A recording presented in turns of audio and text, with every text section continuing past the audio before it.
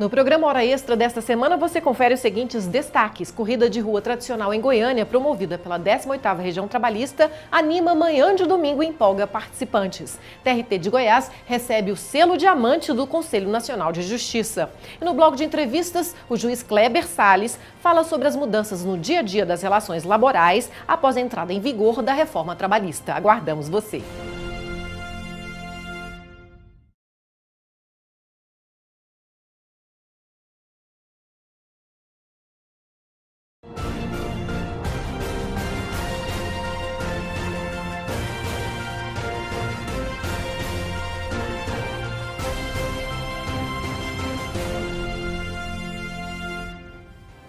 Está começando mais um programa Hora Extra e nesta edição você confere os seguintes destaques. Corrida tradicional de rua em Goiânia, promovida pela 18ª Região Trabalhista, anima manhã de domingo e empolga participantes.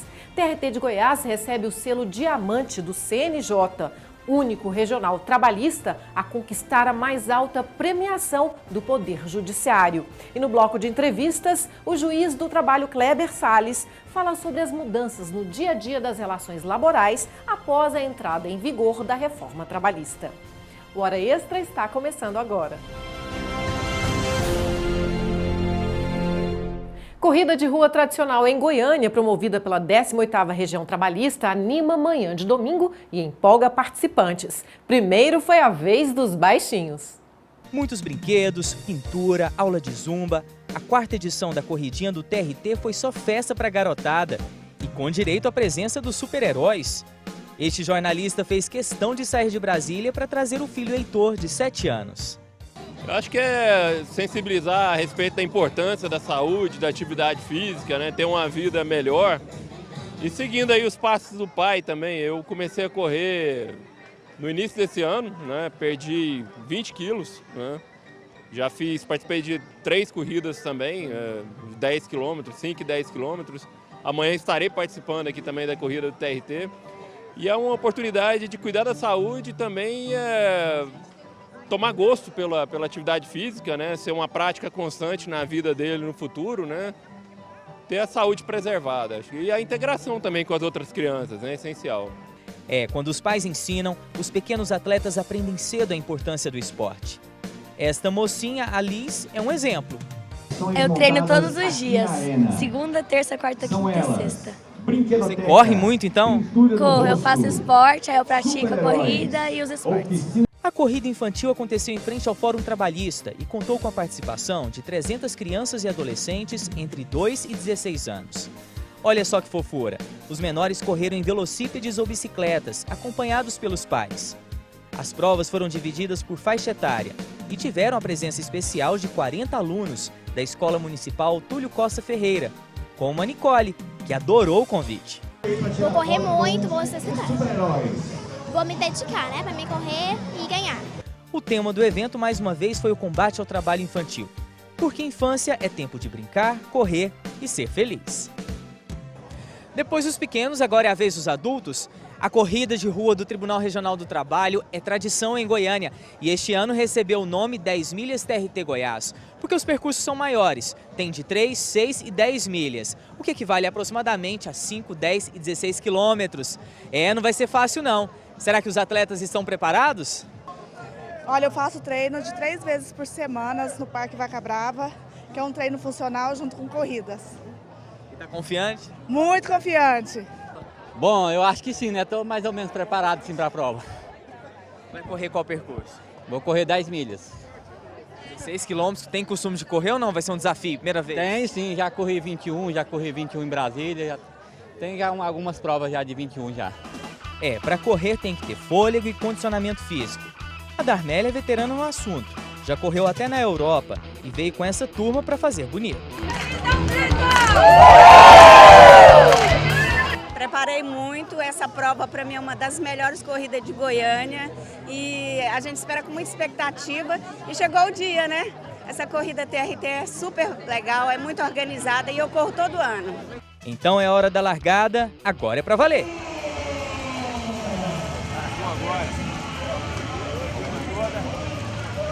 Nessa edição foram inscritos 1.500 atletas. Tem participante que é profissional, mas também tem aqueles que correm apenas para se divertir e cuidar da saúde. Todos tiveram que suar muito para completar as provas, até que logo apareceu o primeiro lugar masculino. João Márcio começou a correr há menos de um ano e olha o resultado. Cara, não foi difícil, foi fácil, sabe? Já estava treinando para subida também, né? E as treinadas na subida deixa eu muito mais forte, né? Claro que subida é melhor. Aí teve só essa subida que foi da largada e a da chegada, certo? Foi tranquila a prova. A primeira mulher a cruzar a chegada das 3 milhas foi Marli Aquino. Depois de perder 36 quilos, no ano passado ela chegou em segundo lugar, mas dessa vez conseguiu o topo do pódio. Então, eu fiquei muito feliz porque eu pude ver a minha evolução nesse tempo todo. Eu treinei bastante, me dediquei muito, então eu confiei no meu treinador e em mim, vim e fiz. Nas 10 milhas, o mais longo percurso, a vitória ficou com Gustavo Barros, de 21 anos. Foi difícil, né? O percurso aí no final e os últimos 5 km foi dureza, só subida. Mas o início da prova foi tranquilo, foi bem plano, foi tranquilo. Parabenizar aí a organização da prova aí e continuar assim, né, a organização. Parabéns para vocês! E uma das novidades da corrida este ano foi o prêmio de R$10 mil distribuídos entre os vencedores. Mas aqui todo mundo recebe medalha. O importante é correr, superar desafios e cuidar da saúde. TRT de Goiás recebe o selo Diamante do CNJ, único regional trabalhista a conquistar a mais alta premiação do Poder Judiciário, que vem sendo conferida aos tribunais brasileiros desde 2013. Os serviços de prestação jurisdicional e a gestão da informação foram de tanta qualidade que o TRT de Goiás foi o único tribunal regional do trabalho do país a receber o selo Justiça em Números, na mais alta categoria, a Diamante. Criada em 2013 pelo Conselho Nacional de Justiça, a premiação aconteceu durante o 11º Encontro Nacional do Poder Judiciário, em Brasília. O presidente da 18ª Região recebeu a condecoração e ficou muito feliz com o reconhecimento. Bom, esse prêmio é o coroamento, né, do trabalho dos magistrados, dos servidores e principalmente da administração anterior, né, capitaneada pelo hoje ministro Breno Medeiros. Para chegar à categoria Diamante, magistrados e servidores da 18ª Região tiveram que trabalhar muito para ter esse resultado. O tribunal foi avaliado em 16 critérios, principalmente se foi feito o encaminhamento adequado de dados processuais e administrativos que são necessários para alimentar o sistema de estatística do Poder Judiciário. O fornecimento de informações pelos tribunais tornou-se obrigatório pelo CNJ. No TRT de Goiás, o trabalho foi coordenado pela Secretaria de Gestão Estratégica com apoio do setor de Estatística e Planejamento.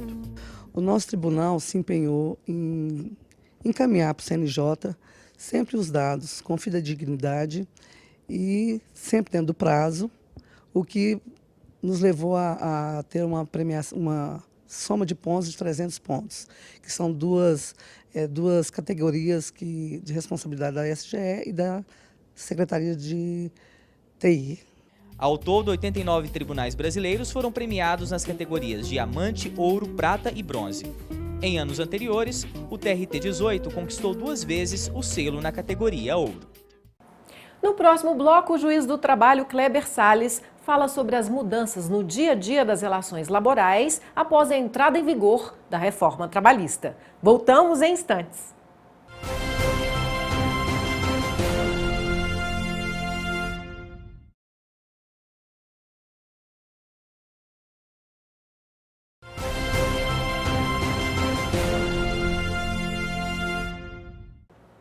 No meio jurídico, a reforma trabalhista tem dividido opiniões. Entre as principais novidades comemoradas pelo empresariado e apoiadores da reforma estão a prevalência dos acordos coletivos em relação à lei em pontos específicos, o fim da contribuição sindical e obstáculos ao ajuizamento de ações trabalhistas.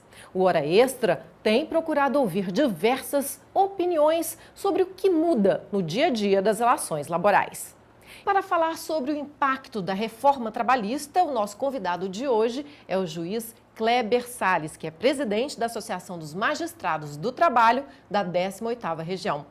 Seja bem-vindo novamente à Hora Extra, doutor Kleber. Eu que agradeço a oportunidade, Fabiola. É sempre uma honra estar de volta a esse programa que presta um grande serviço à sociedade.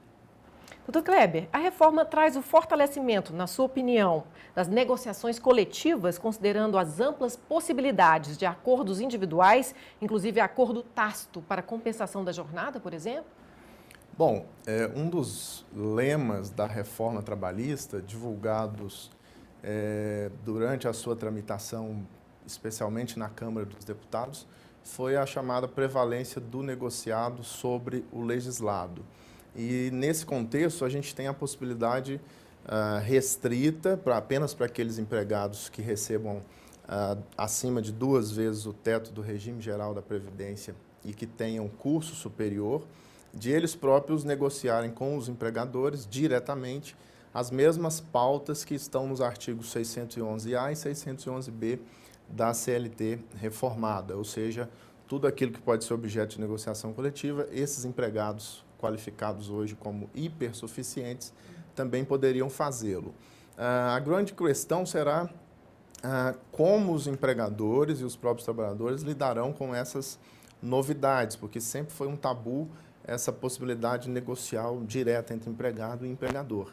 E um dos grandes temas em relação a isso é exatamente a jornada de trabalho, porque é algo que impacta praticamente em todos os contratos. E nesse aspecto da compensação é importante notar que a expressão tácito prevista na Lei 13.467, ela pode representar um problema para a empresa, porque dificilmente se comprovará que houve efetivamente um ajuste para compensação de jornada, ainda que dentro do mesmo mês, de modo tácito. Então, quer-se crer que o legislador pensou talvez em dizer expresso ou verbal, mas a utilização do termo tácito pode gerar mais problema do que solução. Enfim, nesse contexto negocial é importante notar que, individualmente, as possibilidades são restritas. E, do ponto de vista coletivo, de fato, a lei trouxe maior transparência para aquilo que pode e que não pode ser negociado. No artigo 611A, dizendo expressamente o que é possível negociar, inclusive com um certo avanço na medida provisória 808, que, em relação ao grau de insalubridade, por exemplo, deixou vinculada essa fixação, embora ainda a negociação coletiva, a perícias e a observância irrestrita das normas de saúde e segurança do trabalho. E no 611B, o legislador praticamente repetiu o rol do artigo 7º da Constituição Federal, de modo que nisso já não poderia mesmo investir as chamadas negociações coletivas. Outro assunto polêmico é a novidade do trabalho intermitente, né? E sobre esse assunto, os empregadores poderão demitir seus empregados e recontratá-los imediatamente como pessoas jurídicas ou por meio desses contratos intermitentes? Bom, essa era uma grande preocupação proveniente de quem é contrário ao trabalho intermitente, porque passa uma impressão de que a facilidade ou os benefícios patronais em relação ao contrato de trabalho intermitente poderia gerar uma demissão coletiva, em massa, de trabalhadores comuns, migrando para essa espécie ou para esse contrato especial. Mas a medida provisória traz uma espécie de cláusula de barreira para isso, estabelecendo um prazo de 18 meses, e essa cláusula de barreira ou quarentena vai viger até final do ano de 2020, até 31 de dezembro de 2020, de modo que eu não poderei, enquanto empresário, substituir um contrato de trabalho normal por um contrato de trabalho intermitente por um período de 18 meses entre a rescisão de um e o início do outro. Então, existe essa cláusula objetiva de barreira na medida provisória 808, que provavelmente, nesse particular, deve ser ratificada no processo legislativo perante o Parlamento brasileiro. Nós temos uma perguntinha da Carla Zanini, que é presidente do IGT, para o senhor. Vamos lá? Vamos lá.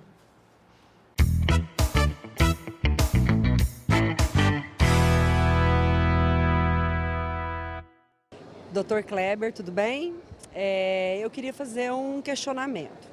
O contrato de trabalho intermitente, mesmo com a MP, agora com a 808, ele ainda deixou em aberto a questão da quantidade de dias, de horas e de meses para ser considerado o período de inatividade. o que o senhor falaria para uma empresa? Como que eu faço o contrato de trabalho do intermitente? Qual que seria realmente o período de inatividade? Em horas, em dias ou mês? 2 vezes por semana? Quantas vezes no mês? Porque assim, está dando uma controvérsia muito grande esse em aberto. Muito bem, ótima pergunta.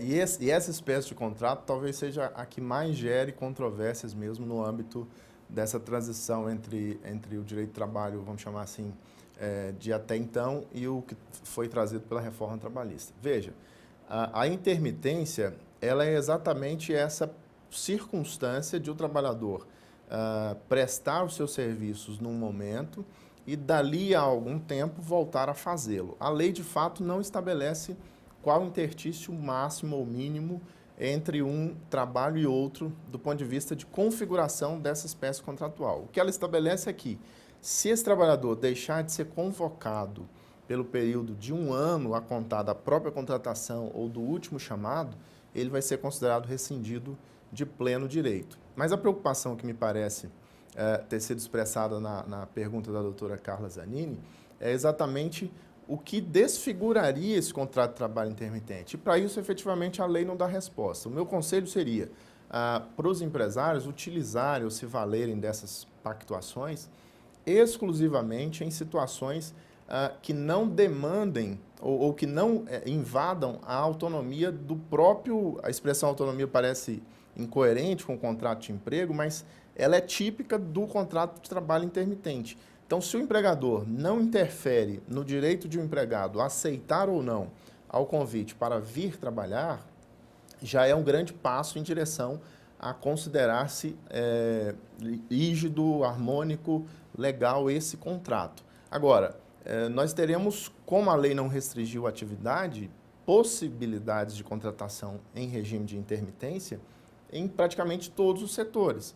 Agora, não é recomendável que haja uma substituição pura e simples de um trabalhador efetivo por um intermitente só pela matemática de que você não pagará pelo tempo que ele não estiver efetivamente trabalhando, porque a conta pode vir por outros aspectos negativos, como, por exemplo, a falta de gerência ou de controle em relação à própria vontade desse trabalhador.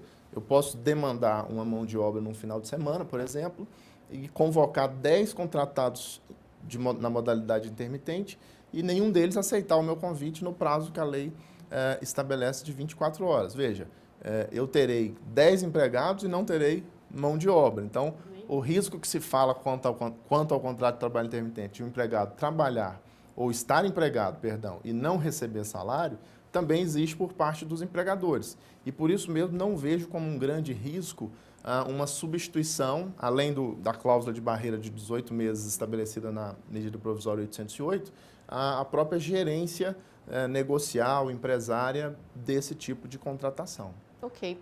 Doutor Kleber, nós vamos para um rápido intervalo e voltamos já. Hoje conversando com o juiz do trabalho Kleber Salles sobre os impactos da reforma trabalhista. Não saia daí.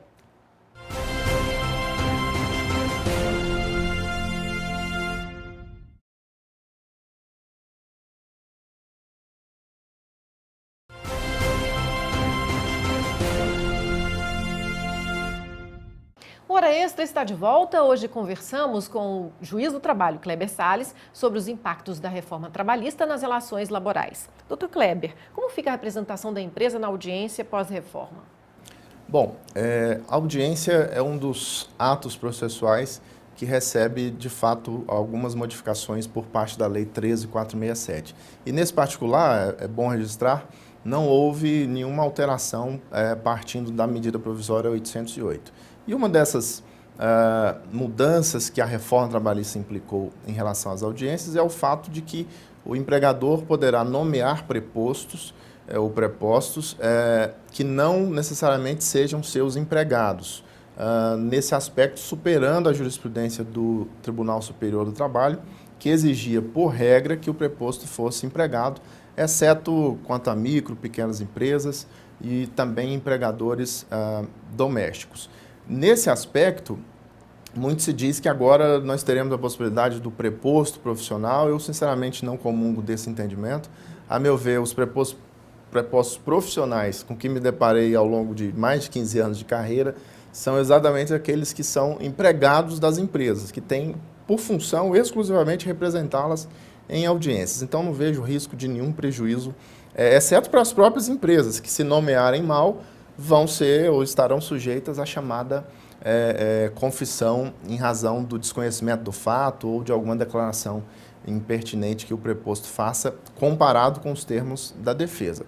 Outro aspecto de muita relevância que é preciso frisar é que, para o empregado, isso é objeto de uma ação direta de inconstitucionalidade, mas enquanto não sobrevier uma decisão acolhendo eventual inconstitucionalidade, os empregados que faltarem às audiências injustificadamente, ou seja, faltar e não justificar no prazo de 15 dias, estarão sujeitos ao pagamento das custas processuais quando do reajuizamento da ação, ou seja, faltou à audiência, não justificou no prazo de 15 dias úteis, com qualquer justificativa legalmente plausível, levará a consequência desse empregado ter que pagar essas custas para ter a sua segunda ação conhecida. Então, salvo uma decisão do STF dizendo que seja inconstitucional essa regra, ela já está vigente no país desde o dia 11 de novembro de 2017. Certo.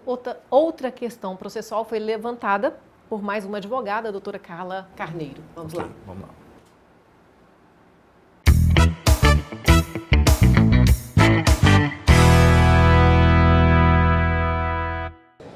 Olá, doutor Kleber. Meu nome é Carla Maria Santos Carneiro, sou advogada trabalhista e tenho uma indagação. Considerando que a lei da reforma trabalhista passou a ter vigência a partir de 11 de novembro de 2017, e como que será a posição da Justiça em face dos honorários de sucumbências de ações propostas antes dessa data? Bom, excelente pergunta e certamente a essa altura nós já temos decisões judiciais do Juízo do Trabalho de Goiás, assim como dos demais estados do Brasil, em sentidos bem diferentes. Então, nós temos os juízes que entendem que mesmo para os processos antigos aplica-se os chamados ônus sucumbenciais, e outros que entendem que a partir apenas das ações ajuizadas desde 11 de novembro é que incidiriam esses ônus. Meu pensamento é fundado na segurança jurídica. Nós convivemos sem sucumbência recíproca, especialmente sem sucumbência recíproca na Justiça do Trabalho, eu diria por décadas, e agora sobreveio a lei trazendo esse novo regime mais gravoso, um regime mais austero para a Justiça do Trabalho. Na medida em que isso agrava, eu tenho verificado como um direito adquirido processual àqueles litigantes pré-11 de novembro, ou seja, quem ajuizou suas ações até dia 10 de novembro exatamente, teria o direito de litigar sem o risco sucumbencial, sejam reclamantes, sejam reclamados. E o fundamento está exatamente na segurança jurídica e na inexistência de lei que reconhecesse tal gravame ao tempo do ajuizamento da ação, de modo que essa perspectiva só teria nascido com a própria Lei 13.467. Do contrário, eu correria o risco de aplicar, por exemplo, honorários sucumbenciais a uma ação ajuizada em 2014, que porventura venha a ser julgada apenas em novembro, dezembro de 2017. Seria um grande contrassenso. Por isso, o meu entendimento é no sentido de que só se aplique aos processos novos. Certo. Doutor Kleber, para finalizar, gostaria que o senhor apresentasse o livro, né? Ah, sim. Que foi lançado em outubro agora. Exato. Chama-se Reforma Trabalhista Comentada. Eu tenho o prazer de dividir essa obra com os colegas Marcelo Palma, juiz do TRT de Minas Gerais, o colega Platão Teixeira de Azevedo Neto, aqui do TRT 18, assim como o colega Rodrigo Dias, também do TRT 18, que coordena a obra. Aqui nós procuramos estabelecer um critério interpretativo mais vasto possível, por exemplo, em relação a honorários sucumbenciais, nós trazemos as duas possibilidades interpretativas, tanto a de aplicação para processos antigos, quanto para aplicação apenas a processos novos, e buscamos não trazer aspectos ideológicos para a obra, de modo que tenham os leitores, os intérpretes, a maior gama possível de fundamentos para utilizarem a depender da sua função ou da sua profissão no âmbito juslaboral. Muito bom. Doutor Kleber, muito obrigada pela entrevista, parabéns pelo livro. Eu que agradeço a oportunidade mais uma vez e fico à disposição para outras oportunidades no Hora Extra. Muito obrigado. O livro pode ser encontrado em qualquer livraria? Na livraria Leitura ou numa próxima edição no site da editora. No site da editora, a primeira edição já está esgotada. Parabéns. O Hora Extra fica por aqui. Hoje conversamos com o juiz do trabalho Kleber Salles sobre os impactos da reforma trabalhista nas relações laborais, né? Até a próxima semana e não deixe de acompanhar mais notícias do TRT pelo Twitter, pelo Facebook, pelo Instagram, pelas redes sociais e pela rádio web. Até a próxima semana.